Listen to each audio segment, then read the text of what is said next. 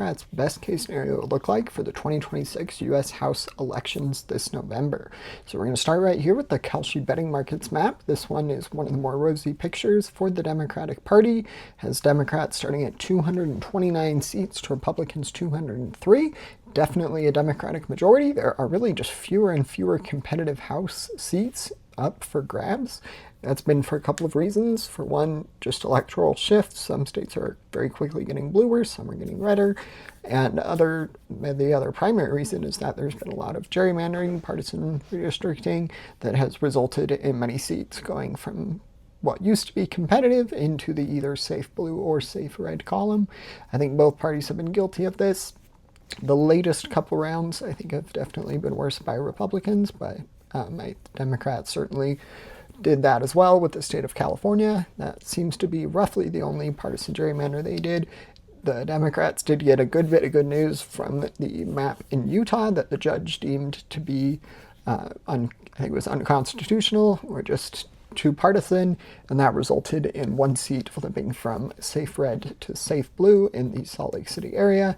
And then the proposition for California passed to counteract Texas, and it's been a while since then. A couple other states have followed. Missouri, Tennessee have gerrymandered.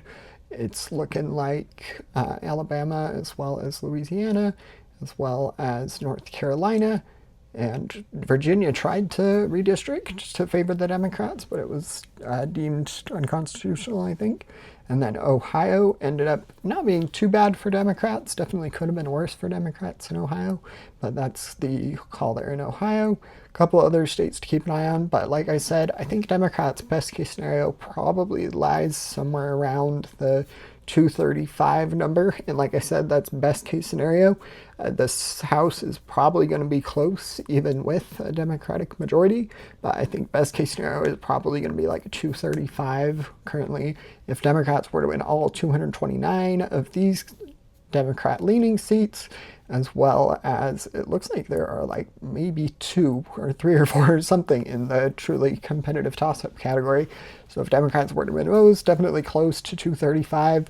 I don't think it'll be quite the extensive margin Democrats got in 2018 during the first Trump administration midterms. That resulted in quite a few seats flipping from red to blue. I don't think it'll quite be that big of a margin. In 2018, even the district there in Oklahoma, the reliably Republican one, ended up flipping blue. There were a bunch of others, even the district in the top right corner of Iowa, this one right here, ended up flipping blue. So that was a really banner year for Democrats. Now is shaping up to be a good year for Democrats as well. But just because there are so many gerrymandered districts now that really neither party is, that one party or the other is definitely going to win it and they're going to dominate that election. But that will be the call there, I think 230 something. We can take a look now. Let's go to a different map. So like I said, this is the Kalshi betting markets map. Heading over now to the 2026 consensus. This map actually it's been getting better for Democrats. Currently it sits Republicans at 208 to Democrats 208. So it's a tie game. There are 19 competitive seats, and Democrats or Republicans would need to win at least 10 for a 218 House majority. I think that is definitely within the realm of reach for the Democratic Party.